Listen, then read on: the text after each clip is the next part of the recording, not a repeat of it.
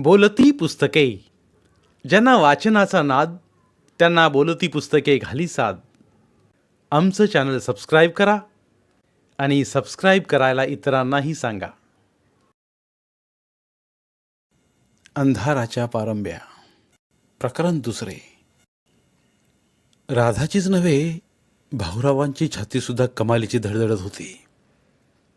बॅरिस्टरांच्या घरी फराळाला जायचं म्हणजे मोठं संकट होतं, पण जाणं भागच होतं. मावशीबाईंनी स्वतः आमंत्रण दिलं होतं. त्या जेवण घेऊन आल्या तेव्हा त्यांनी परत परत आमंत्रण दिलं. दुपारी बॅरिस्टर कोर्टातनं आल्यावर त्यांनी ओरडून राघूला सांगितलं होतं, संध्याकाळी भाऊरावांना फराळाला बोलावलंय. रावसाहेबांना कळावं म्हणून जाणं भागच होतं. शिवाय अहेर म्हणून हातावर काहीतरी ठेवणारच, तीही आशा होती. रावसाहेबांनीही कोर्टातनं आल्यावर कपडे काढले नव्हते, नुसता कोट काढला होता. भाऊरावांच्या स्वागतासाठी ते तयार होते. ग्रामोफोनवर पदाची तबकडी लावली होती आणि ते वाट पाहत होते. एक दोनदा त्यांनी माडीवरनं भाऊराव भाऊराव अशा हाकाही मारल्या. जायची तयारी झाली तरी सुकलेल्या जिभेने भाऊराव म्हणाले, हे बघ, ते टक लावून तुला बघत राहतील, पण तू गांगरू नकोस. त्यांच्या मनात काही नसतं. माणूस वाईट नाही, तो विलायती आहे. मुख्य म्हणजे आपण गांगरायचं नाही. आपण गांगरायचं नाही हे ते पुन्हा पुन्हा सांगत होते, तरी ते स्वतःच खूप गांगरलेले होते. राधा लग्नातला शालू नेसली होती, अंगावर शेला घेतला होता. त्यावरील जरीच्या बुट्ट्या चमचम चमकत होत्या. नाकात नथ होती, हातात आणि गळ्यात यथेच्छ दागिने होते.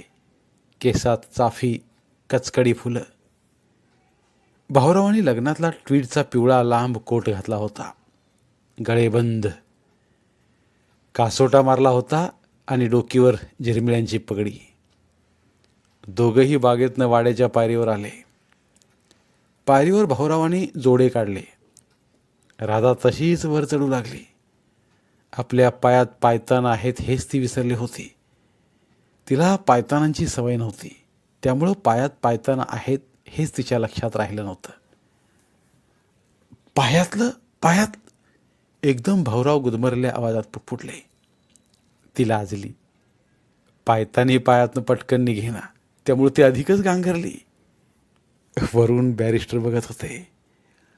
अहो, राहू दे भाऊराव, असं ते माडीवरनं म्हणाले. त्यामुळे दोघेही अधिक ओशाळले. या वर या. माडीचा जिना दिवाणखान्यातून होता. दिवाणखान्याच्या खिडक्या नेहमीच बंद असत, त्यामुळे दिवाणखाना अंधारा वाटे. नक्षीकाम केलेल्या जुन्या लाकडी खुर्च्या होत्या. 2-2, 3-3 माणसं बसतील एवढ्या ऐसपैस. त्यावर मखमली गाद्या होत्या, खूप जुन्या. जुनाटपणामुळे मखमल झडली होती. खुर्च्या आप्पांच्या उमेदीच्या काळातल्या किंवा त्याही आधीच्या असाव्यात. नमस्कार नानासाहेब, नमस्कार बाळासाहेब. भाऊरावांनी दोघांनाही हात जोडून नमस्कार केला. भाऊराव 4-5 वर्ष तरी इथे भाडेकरू म्हणून आहेत, पण या दोघांनीही त्यांना ओळखलं की नाही ते कळले नाही. मानावर न उचलता दोघेही मचुळसे हसले. दोघेही 2 कोपऱ्यात खुर्चीवर बसले होते. नानासाहेब 40शीतले तरी असतील. बाळासाहेब 2 वर्षांनी लहान. मळकट आकूड धोतर नेसून बसले होते. नेहमी उघड्या अंगाने बसलेले असतात. आज पाहुणे चहा फराळाला येणार म्हणून मळकट धोत्रावर पांढरी शुभ्र खमीस घातली होती दोघांनी. कधी काळी अंगाबरोबर शिवलेली खमीस आता खूप ढगळी झाली होती. हाताची बटणं न लावल्यामुळे हात लोंबत होते आणि पात्र अजागळ वाटत होती. त्यातच कधी काळच्या जरीच्या टोप्या. गवत खुरटं वाढल्यासारखे केस वाढले होते, गढूळ पिकलेले. मातीत मुंग्यांची रांग बघत बसावं तसे ते दोघेही जमिनीवर नजर खिळवून बसलेले असत. तसं बसण्यात एक विचित्र एकाग्रता होती. म्हणजे रांगेतील प्रत्येक मुंगी ते मोजत आहेत असे वाटे. एक क्षण नजर बाजूला केली तर एक मुंगी निघून जाईल असं वाटे. दोघेही तसे आपापल्या परीने विद्वान होते. नानासाहेबांनी वकिलीची परीक्षा दिली होती.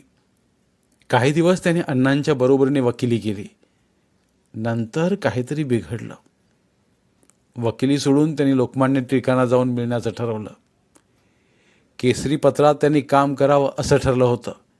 पण तेवढ्यात ते खुर्चीत बसले. तासन तास काहीतरी वाचत खुर्चीवर बसून राहू लागले. मग वाचनही थांबलं. नुसताच हातात ग्रंथ घेऊन बसू राहत. मग मग ग्रंथही गेला.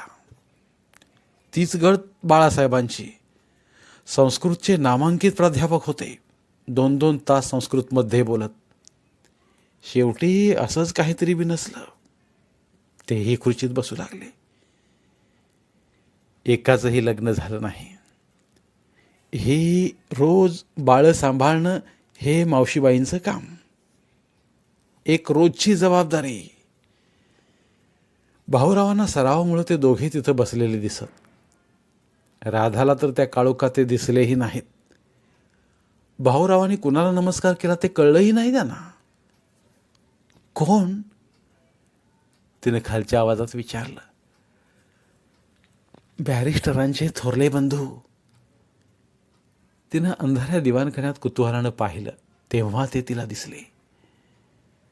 भाऊरावांच्या नमस्काराला दोघांनीही नमस्कार केला नाही.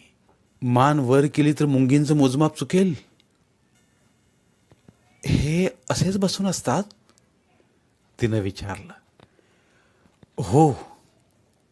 का? डोक्याकडे बोट वाटोळं फिरवीत मॅड अशी त्याने खूण केली. तेवढ्यात बॅरिस्टर वरून ओरडले. या या या वर या, वर या भाऊराव. भाऊराव भीत भीत वर गेले. 4-5 वर्ष तरी त्यांचं वास्तव्य तिथं त्या आऊट हाऊसमध्ये होतं. पण एकदाही ते या माडीवर कधी गेले नव्हते. कधी योगच आला नव्हता. मावशीबाईही कधी जात नसत. तिथं फक्त वास्तव्य बॅरिस्टरांचं आणि कामानिमित्त राघूचं आणि दत्तूचं येणं जाणं. आजच ते भव्य माडी प्रथमच पाहत होते. खालून माडीच्या भव्यतेची कल्पना आई. मात्र वर जाताच ती खूपच ऐसपैस आणि भव्य वाटली. मोठमोठ्या खिडक्या, खिडक्यावर निळ्या आणि पिवळ्या रंगांची मोठी तावदानं. त्या खिडक्या नेहमी बंदच असत. आजच प्रथम उघडल्या होत्या. त्यामुळं आत उजेड पसरला होता. माथ्यावर रंगीबेरंगी काचेची झुंबरं होती. त्यातच छोट्या छोट्या हंड्या होत्या. त्यात दिवे ठेवले तर आरास होईल, पण तसे आरास करण्याचा योग कधी आला नव्हता. सबंध माडीवर पुस्तकांची कपाटं आणि वेगवेगळ्या तऱ्हेच्या खुर्च्या होत्या. पाय सोडून बसायच्या खुर्च्या 3-4 होत्या. काही खुर्च्यावर तर कोणीच कधी बसलेलं नव्हतं. बैठकीच्या जागी माथ्यावर एक मुसळासारखा रंगीत आडवा खांब टांगला होता आणि त्या खांबापासून 2-3 वीत रुंदीची मखमली झालर लोंबत होती. राधाचं झुंबरावरून प्रथम तिथं लक्ष केलं. पण ते काय आहे हे तिला कळलं नाही. बसा बसा, रावसाहेब म्हणाले. त्यांच्या दातात पाईप तसाच होता. एका नक्षीदार खुर्चीत भाऊराव बसले. खूप अवघडून बसले. असल्या श्रीमंती खुर्चीत ते प्रथमच बसत होते. बसल्याबरोबर त्यांना उकडू लागलं. कानशिलं गरम झाली. राधा खुर्चीच्या बाजूला उभी राहिली. बाजूला बसायला दुसरी खुर्ची होती, पण ती बसली नाही, उभीच राहिली. बसा ना वहिनी, बसा, असं म्हणत बॅरिस्टर बूट वाजवीत पुढे गेले आणि त्यांनी ग्रामोफोन बंद केला. बैस, भाऊराव एकदम काहीतरी तुटल्यासारखे बोलले. ती गांगरून शेजारच्याच खुर्चीत बसली. तिने एकदम दचकून पायात पाहिलं. पायात पायतान तशीच आहे असं तिला वाटलं. ती पुन्हा पुन्हा कोपराकडनं पदर ओढू लागली. गांगरल्यामुळं तिला घाम फुटला, पण सवय नसल्यामुळं रुमाल घ्यायला ती विसरली होती. आपल्या बरोबरीने राधा खुर्चीत बसली म्हणून भाऊराव अस्वस्थ झाले. तेवढीच राधाही. भीतीनं दोघांचीही कपाळं खूप गरम झाली. घामाचा रेव फुटला. भाऊराव एकदा पायाकडे एकदा बॅरिस्टरांच्या तोंडाकडे पाहू लागले. क्षणभर बॅरिस्टरही काही बोलेनात. भाऊरावाने डोकीवरची पगडी काढून मांडीवर ठेवली आणि तिवर तडतडतड बोटं आपटत राहिले. पंखा चालव रे राघू. पाईपवर जळती काडी धरता धरता बॅरिस्टरांनी आज्ञा केली. पलीकडच्या दालनात भिंतीला टिकून राघू बसला होता. तो हातातली दोरी मागं पुढं उडत राहिला. पाथ्यावरची मखमली झालर मागं पुढं हलत राहिली. गार वारा आला. बराच वेळ ते पाईपवर जळती काडी धरून भगभग श्वास घेत राहिले आणि तसा श्वास घेता घेता टक लावून राधाकडे बघत राहिले. त्यामुळं राधाला नजर उचलून वर बघणंच कठीण झालं.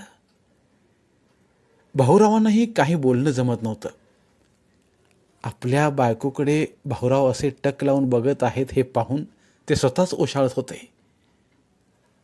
एक दोनदा ओशाळून नुसतेच पुसटशे हसले. राघू, तिला आत येऊ दे रे. असा आतनं मावशीबाईंचा आवाज आला आणि दोघांनाही एकदम सुटल्यासारखं झालं. जा, आत जा, चटकन भाऊराव म्हणाले. मावशीबाईंना भेट. राधा जवळजवळ धावतच आत गेली.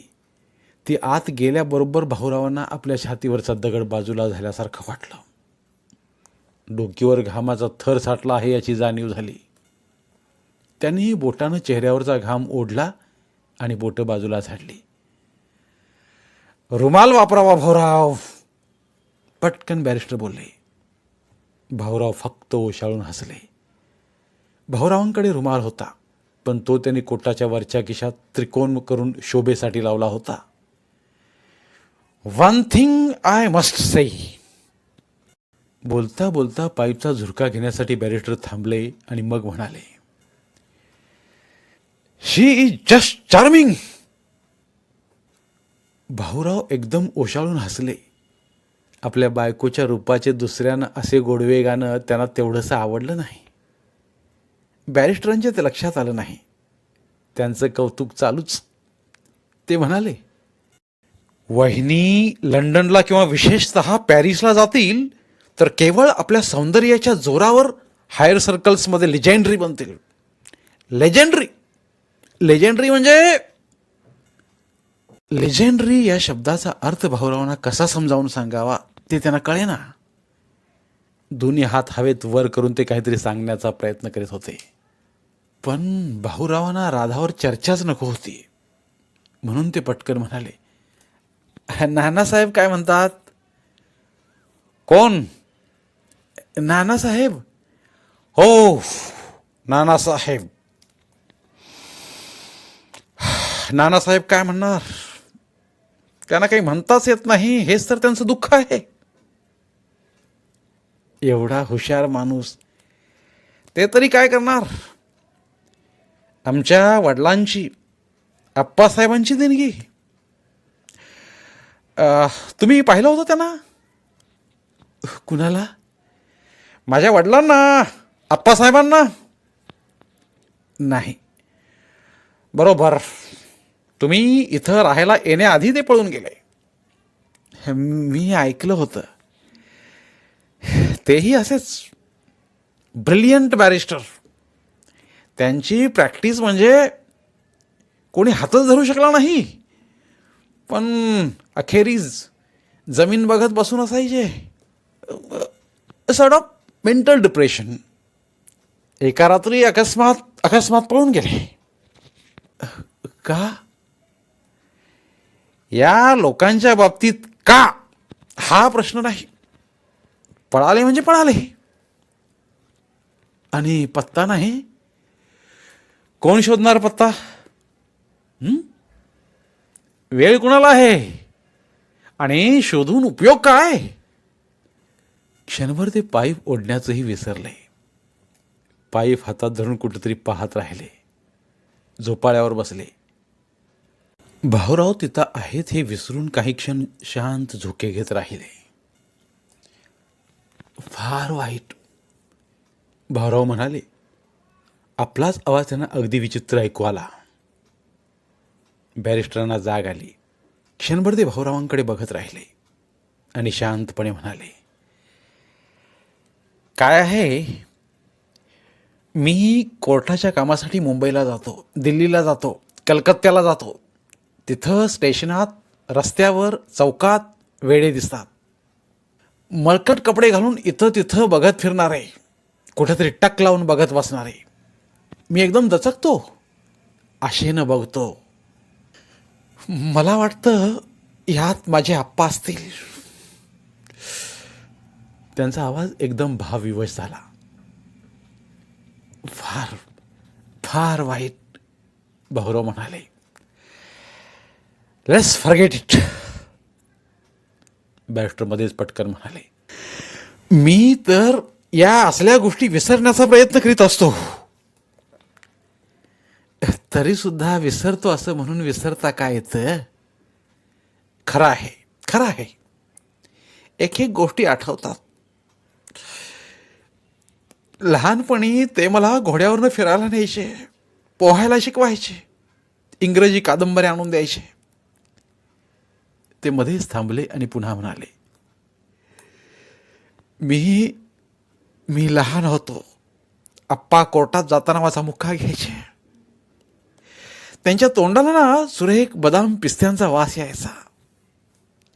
ते रोज बदाम पिस्ते काजू खायचे.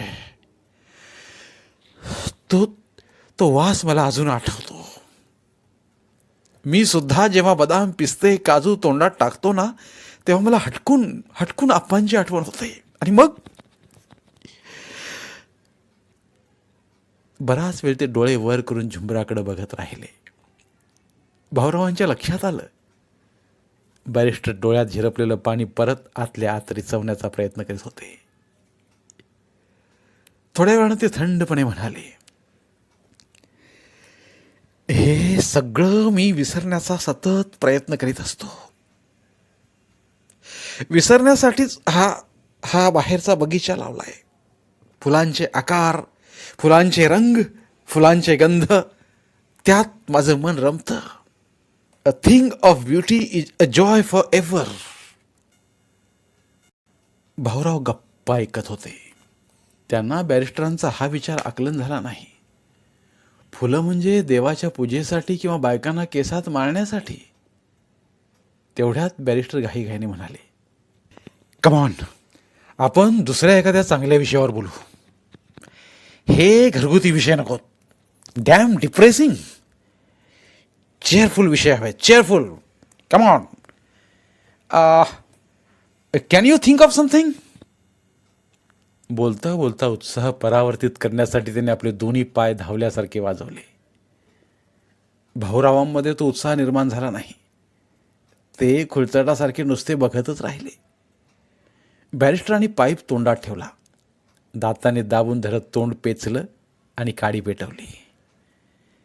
पाईपवर धरलेली काडी प्रत्येक श्वासागणिक लहान मोठी झाली. Let me think. Let me think. असं म्हणत ते पाईपवर नाचणाऱ्या फुलपाखराकडे एकाग्र चित्ताने पाहत राहिले. मग एकदम मांडीवर हात आपटत टाळी वाजवली आणि ते गालातल्या गालात हसले. Gym Norton. ते एकदम म्हणाले. ते काय म्हणाले ते भाऊरावांना कळलंच नाही. कोण? त्याने विचारलं. माझा ऑक्सफर्डमधला companion, a good friend and a great rascal. असं म्हणून ते पुन्हा हसले. त्याने दोन्ही मांड्यावर पटापटा हात आपटत उत्साहानं मांड्या खालीवर नाचवल्या आणि म्हणाले, तो म्हणायचा, naked girl is a flame. तांबूस गोरी बाई आणि नग्न कशी दिसेल? अ फ्लेम, अ फ्लेम. काल मी वहिनींना पहिल्यांदाच पाहिलं. त्यांचा छान लाल बुंद गोरा वर्ण, उन्हातनं आल्यामुळं वर लालसरपणा आलेला. Immediately I thought that rascal, Jim, and his bloody flame. Bhaurao एकदम अवघडले. त्यांनी पगडी काढून मांडीवर ठेवली होती. तिच्यावर तबल्यासारखी ते तड बोटं आपटू लागले. एकदम वेडाचा झटका यावा तसे ते पगडी वाजवू लागले. आपल्या बायकोचा असा उल्लेख केला त्यांना आवडला नाही. बॅरिस्टर उठले आणि जाळीची नक्षी असलेलं जुनाट कपाट उघडून काहीतरी शोधू लागले. सर्व खणात ते उलथापालथ करीत होते. हवी ती वस्तू त्यांना मिळत नाही म्हणून ते तिरस्कारानं फुतकार टाकत होते. काय हवं होतं ते त्यांना सापडतच नव्हतं.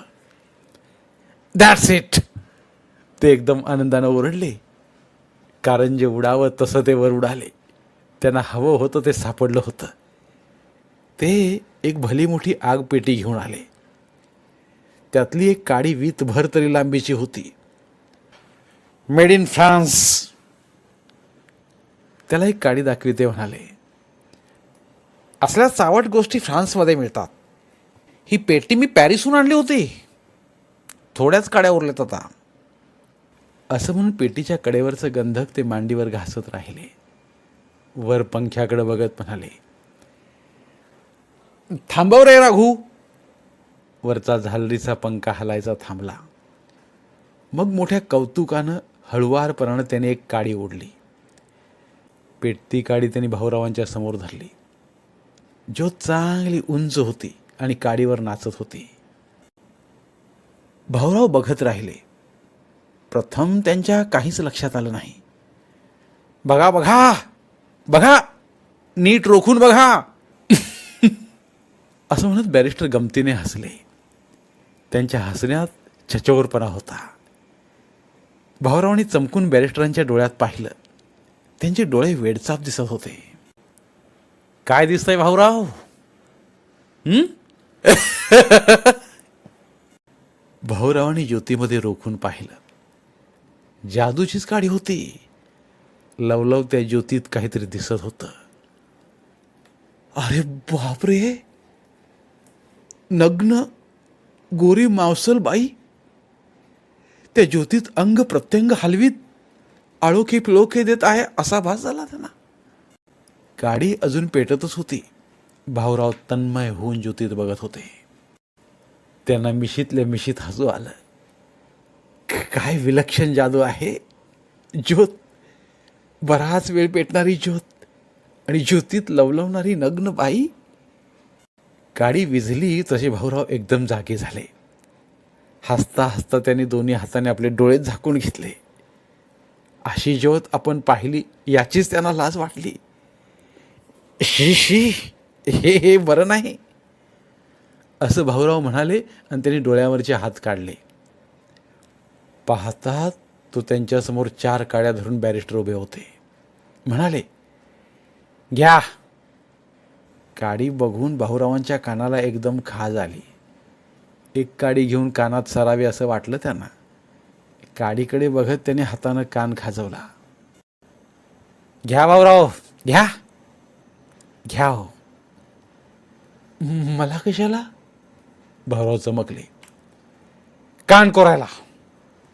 छे छे छे. भाऊराव एकदम लाजले. मनातलं बॅरिस्टरांनी ओळखलं याचं त्यांना आश्चर्य वाटलं.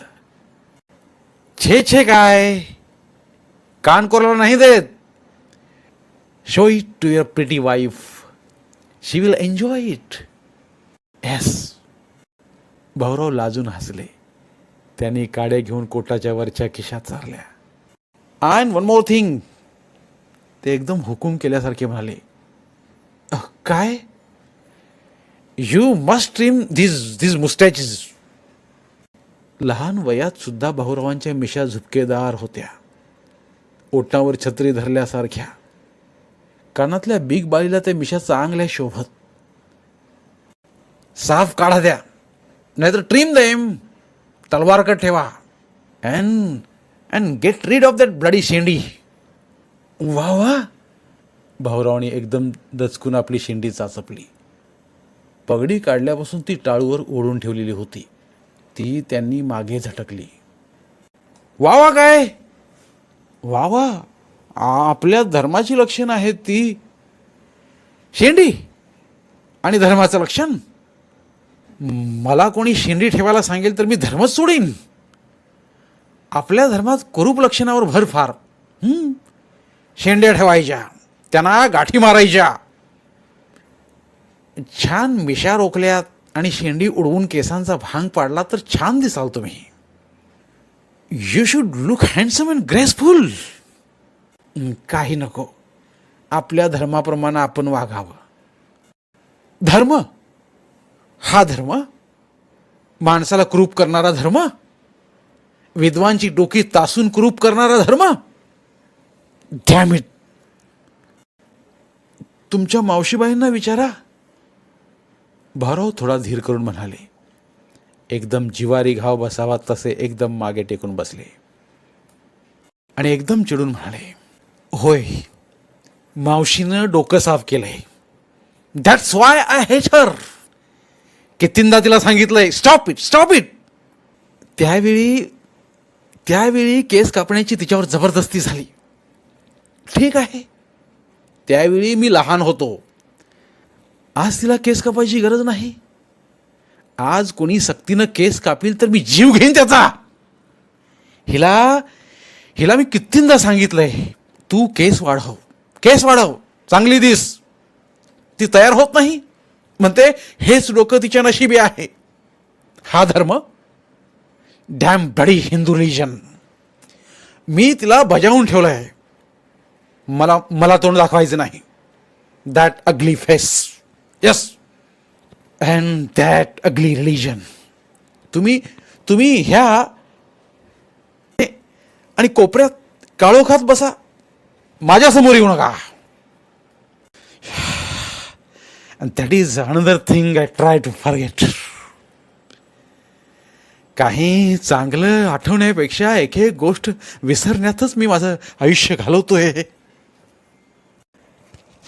अरे राघू. मावशीबाईंनी आतनं हाक मारली. पंख्याचा दोर सोडून राघू आत गेला. आतल्या बाजूला बोट दाखवीत बॅरिस्टर हळूच म्हणाले, बघा बघा, चहा झालाय, पण चहा घेऊन ती समोर येणार नाही.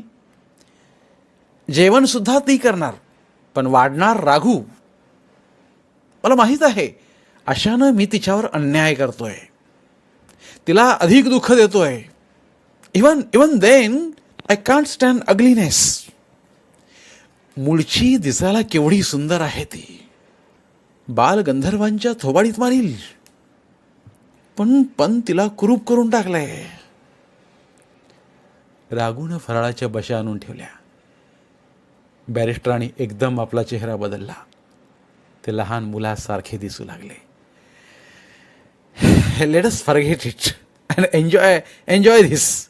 घ्या, आमच्या मावशीबाईच्या हातचा एक एक पदार्थ खाऊन बघा. तुम्ही रोज याल.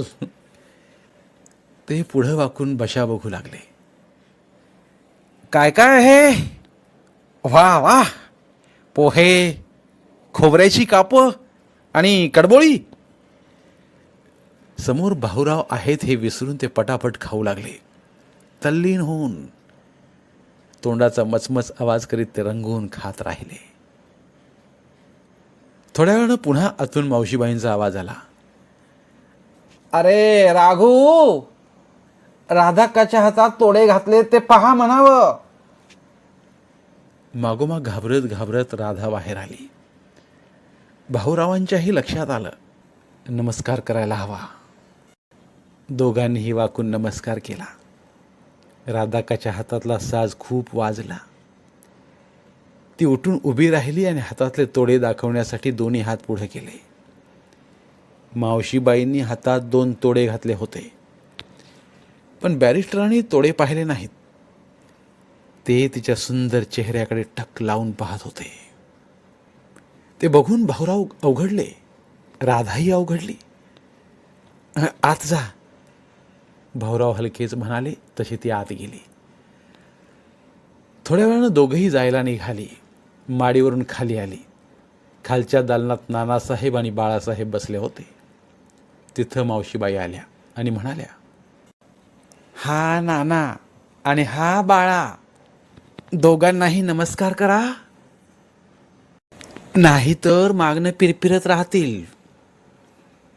दोघांनीही त्यांना नमस्कार केला. दोघेही ओटात चोरटं हसत होते. त्यांच्या नजरेत जाग आली होती. डोळे नाचवीत त्यांनी राधाकडं पाहिलं. बराच वेळ पाहत राहिले. धन्यवाद. उर्वरित कादंबरी पुढील भागात.